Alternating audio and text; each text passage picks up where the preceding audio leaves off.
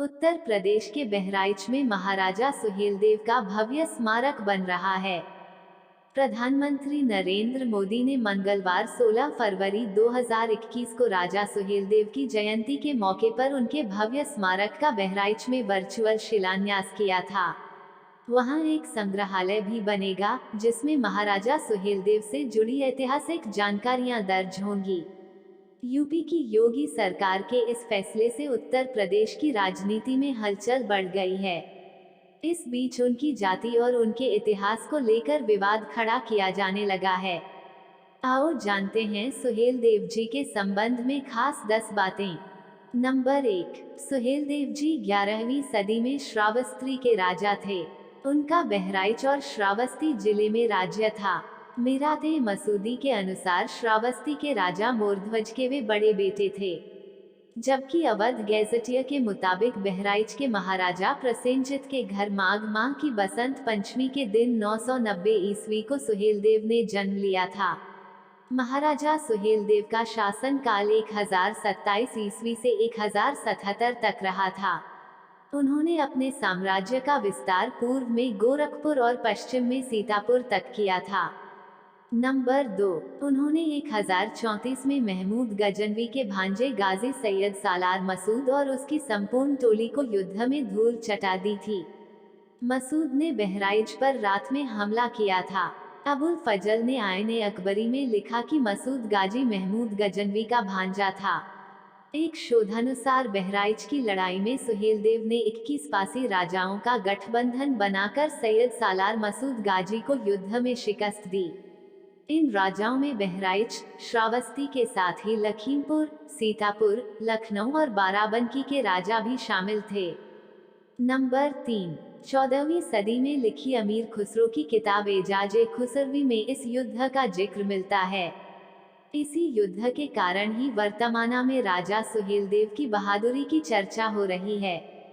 Number 4, Mughal राजा जहांगीर के दौर में चिश्तिया संप्रदाय से आने वाले अब्दुल रहमान रशीदी चिश्ती ने 17वीं सदी में मीराती मसूदी नामक किताब लिखी, जो गाजी सैयद सालार मसूद की बायोग्राफी है, जिसमें इस युद्ध का जिक्र मिलता है।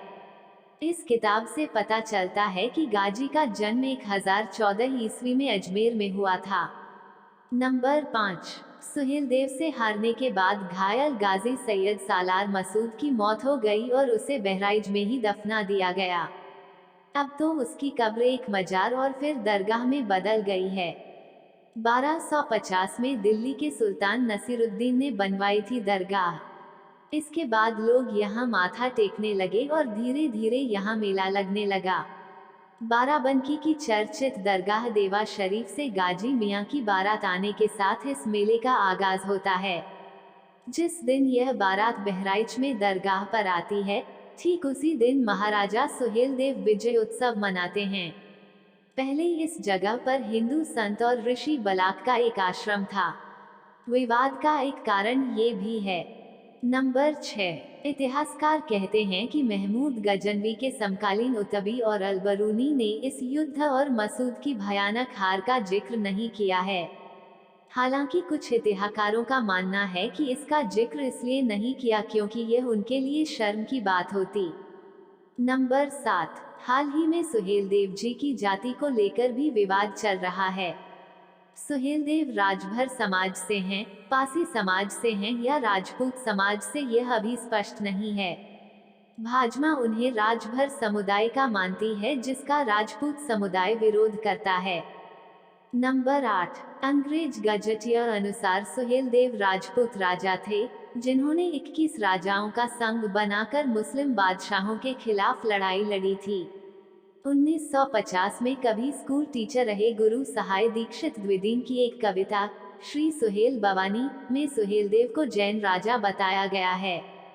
Number 9, fascinating Hindutva, saffron politics and Dalit mobilisation के लेखक समाजशास्त्री प्रोफेसर बद्री नारायण का मानना था कि वे भर समुदाय से थे। नंबर 10, मीराते मसूदी के बाद के लेखकों ने सुहेलदेव को भर, राजभर, बैस राजपूत, भारशिव, पांडववंशी या फिर नागवंशी क्षत्रिय तक बताया है। आर्य समाज और आरएसएस का मानना है कि सुहेलदेव एक हिंदू राजा थे और उनकी जाति पर विवाद करना व्यर्थ है। इतिहासकारों ने भले ही उनके इतिहास की अनदेखी की हो, लेकिन लोकमन में सुहेलदेवी गाथाएं अभी भी जीवित है।